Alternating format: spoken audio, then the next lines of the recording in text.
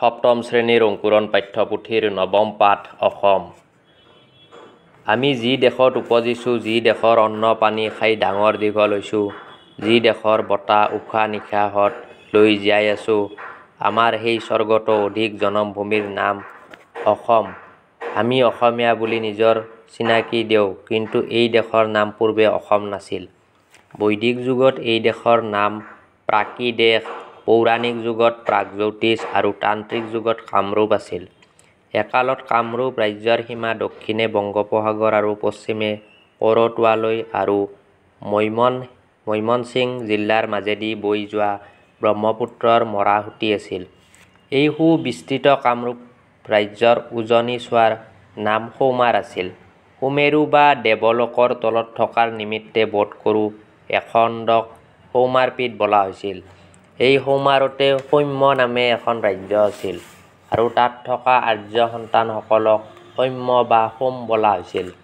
ভাস্কৰাচাৰ্যৰ পুথিত সৌম্য ৰাজ্যৰ উল্লেখ আছে। সৌমাৰপীঠৰ মানুহক যে সোম বোলা হৈছিল, সেই কথা যোগিনী তন্ত্ৰৰ পৰাও জনা যায়।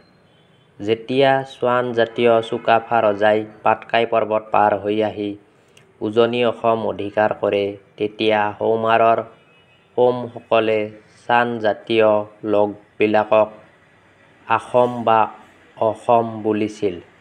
আখোম বা অসম শব্দই পাছে আহোম বা অসম এইদৰে চান জাতিৰ মানুহৰ মুখত উচ্চাৰিত হ'ল।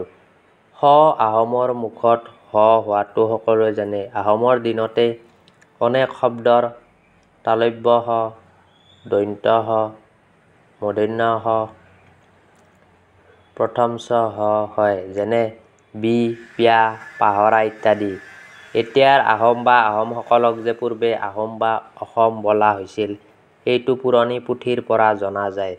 অসম জাতিয়ে এই দেশ অধিকাৰ কৰিলত ইয়াৰ নামো অসম দেশ বা অসম দেশ হ'ল।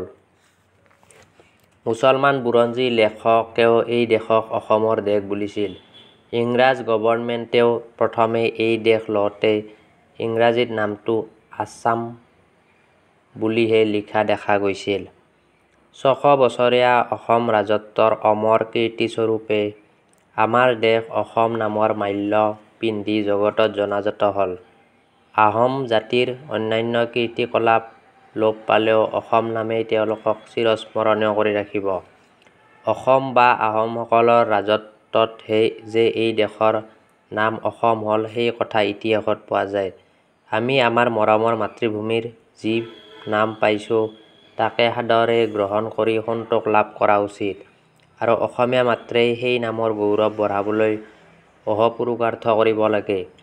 আৰ্য আৰু অনাৰ্যৰ সংমিশ্ৰণত অনেক জাতি আৰু উপজাতি মিলি বৰ্তমান অসমীয়া জাতি গঠিত হৈছে।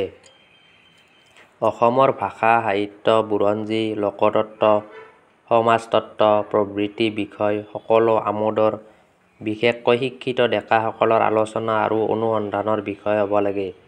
পুৰণি সাধু, প্ৰতন্ত্ৰ, ফকৰা, সাঁথৰ, নাম, গীত, মালিতা, ভাওনা, সভা, ক্ৰীড়া, কৌতুক, পুৰণি মন্দিৰ, দৌল, দেৱালয় আদিৰ তথ্য সংগ্ৰহ কৰা উচিত। বিশ্ব ব্ৰহ্মাণ্ডক বুজিবলৈ হ'লে এখন নিৰ্দিষ্ট সীমাবদ্ধ ঠাইতে প্ৰথমতে হাত দিব লাগিব। দূৰণিক ওচৰ কৰিবৰ উপায় হৈছে ওচৰৰ পৰা ক্ৰমে দূৰলৈ যোৱা। নিজৰ ভিতৰত এটা স্বাতন্ত্ৰ্যৰ অনুভূতি নহ'লে শক্তিৰ যথাৰ্থ বিকাশ হ'ব নোৱাৰে। এই শক্তি কোনো এফালে বিকশিত হ'বলৈ আৰম্ভ কৰিলেই ই সকলো পিনেই ক্ৰমে বিকশিত হ'ব। পৰ্বতৰ ক্ষুদ্ৰ বা জুৰিৰ কথা ভবাৰ আগেয়ে নিজৰ মাতৃভূমিৰ কথা ভাবিব লাগিব। আগেয়ে নিজৰ ক্ষুদ্ৰ নিজৰাক বৰ নৈৰ নিচিনা বেগৱতী কৰিব পাৰিলে নিজৰাই নিজেই গৈ সাগৰৰ লগত মিলিব পাৰিব। আমাৰ সকলো শক্তি স্বদেশৰ সেৱাত লগাব লাগিব। যাৰ শক্তি আছে তেওঁলৈ সেৱাৰ পাত্ৰ আছে। সৰুটি হৈছে সংসাৰত সৰকিব পাৰি, ভেম আৰু আলাহৰে উদগতি কৰিব নোৱাৰি। শক্তিৰ চৰ্চা মানে স্বাধীনতা, স্বাধীনতাই আনন্দ।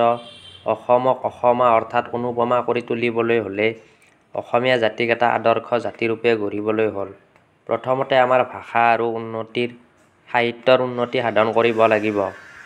সাধাৰণ শিক্ষাৰ সোঁত প্ৰবলৰূপে বোৱাই দিব লাগিব আৰু ধৰ্মনীতিৰ বিমল কিৰণেৰে গোটেইখন দেশক আলোকিত কৰিব লাগিব।